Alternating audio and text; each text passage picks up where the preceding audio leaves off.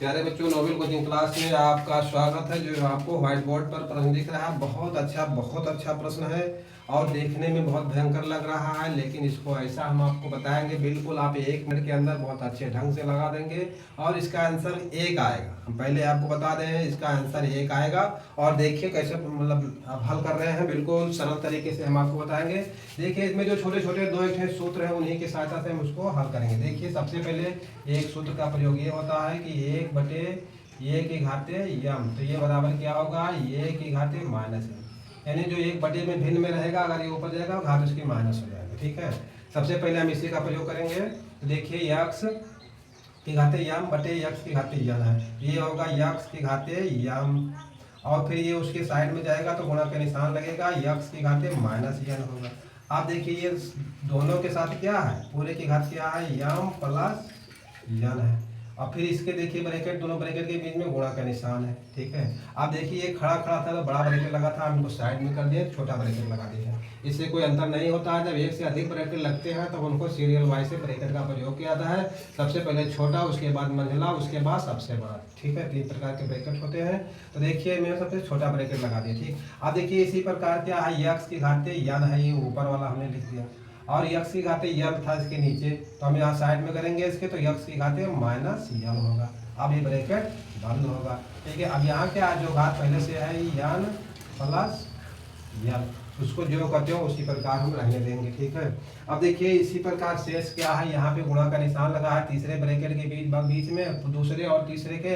तो देखिए यहाँ x⁻n क्या है, n है, तो हम n लिखेंगे, और फिर इंटू लगाए या गुणा का निशान लगाते, कोई बात नहीं। ये जो नीचे वाला x⁻m, ये जब साइड में आएगा तो x⁻n क्या होगा, -m होगा, और इस पूरे की घात क्या है, n + m है। ठीक, अब देखिए यहाँ पे बहुत अच्छी चीज है, ये है सामने आपके आ रही है कि x के बीच में गुणा, x के बीच में गुणा, x के बीच में गुणा, और फिर ये भी ब्रैकेट के अंदर x है, ये भी ब्रैकेट के अंदर x है, ये भी ब्रैकेट के अंदर x है। ठीक है, आप सभी का जो है गुणा हो जाएगा। और देखिए गुणा में घातें क्या होती हैं, यानी a की घातें m और इंटू a की घातें n, तो ये बराबर क्या होता है, a की घातें m + n होता है, इस प्रकार से। ठीक है, तो देखिए अब सबसे पहले x और x ब्रैकेट के अंदर हम हल करेंगे, तो ये क्या होगा, x⁻n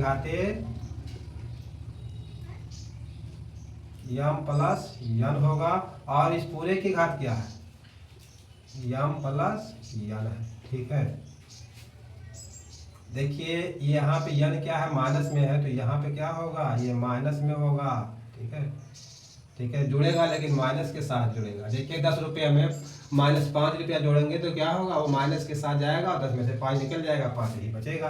आप देखिए दोनों ब्रैकेट पहले और दूसरे ब्रैकेट के बीच में गुणा का निशान है, फिर x⁻n इंटू x⁻n है, तो क्या होगा, x⁻n और -n होगा, और इस पूरे के ब्रैकेट क्या होगा, n + n होगा। ठीक, अब देखिए दूसरे और तीसरे ब्रैकेट के बीच में क्या है, x⁻n, और ये है m माइनस में, तो ये होगा -m होगा।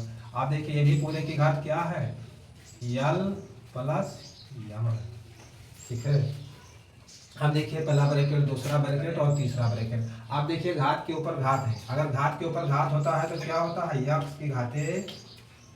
m - n एक ब्रैकेट में होगा, दूसरे ब्रैकेट में क्या होगा, m + n होगा। ठीक है, आप देखिए घात के ऊपर घात होता है इस प्रकार से, a की घातें m, फिर इसकी घातें n होगा, तो ये बराबर क्या हो जाएगा, a की घातें m इंटू n होगा, यानी घातों का गुणा हो जाता है। तो x की घातें m - n into m + n हो गया। अब फिर देखिए यहाँ पे गुणा का निशान है, x की घातें n - n होगा एक ब्रैकेट में, और देखिए इसी में घात में रहेगा n + n होगा। ठीक, ब्रैकेट बंद होगा। तीसरे ब्रैकेट में देखिए यहाँ पे गुणा निशान होगा, x की घातें n - m होगा, और ब्रैकेट बंद होगा, दूसरे ब्रैकेट में होगा n + m होगा। ठीक, अब देखिए एक सूत्र है, एक ब्रैकेट में जुड़ता है और एक ब्रैकेट में घटता है, तो क्या होता है, a की घातें a² -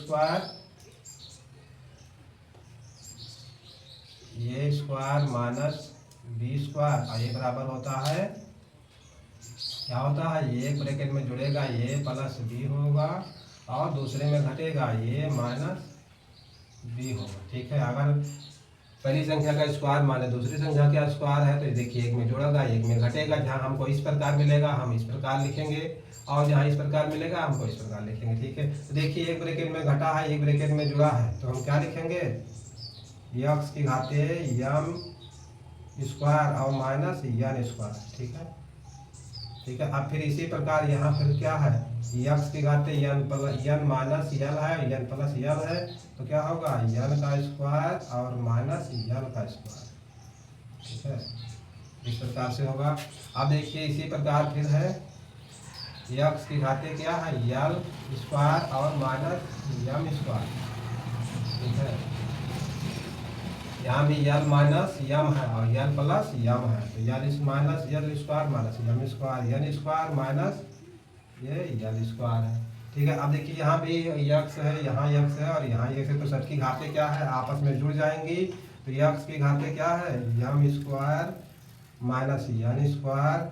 अब देखिए यहाँ क्या है, प्लस यन स्क्वायर और माइनस यन स्क्वायर और फिर यहाँ प्लस होगा यन स्क्वायर और माइनस यन स्क्वायर। ठीक है, देखिए सब घात हैं, यक्स के ऊपर सब घाते हैं।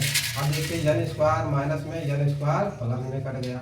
अब देखिए यन स्क्वायर माइनस में और यन स्क्वायर माइनस में और ये प्लस में है। अब देखिए यहाँ का यम स्क्वायर क्या है, यम की घाते 2 है माइनस में और यहाँ यम की घाते 2 क्या है प्लस में। तो क्या बचा, देखिए यक्स की घाते क्या हुआ 0 हुआ और इसका मान क्या हो गया 1 हो गया। इसका मान क्या हुआ, इसका मान 1 हो गया। तो देखिए यही हमारा आंसर होगा। ठीक है, देखिए इसमें कुछ नहीं है, इन्हीं फार्मूलों के सहायता से जो घात हर में थी ऊपर ले गए माइनस में हो गई। घात के ऊपर घात होता है तो क्या होता है, गुणा हो जाता है और गुणे में घातें क्या होती है, जुड़ जाती हैं अगर हर समान होता है तो। और ये स्क्वायर माइनस बी स्क्वायर इन 3-4 सूत्रों की सहायता से ये प्रश्न बहुत हल हुआ, प्रश्न बहुत अच्छा था।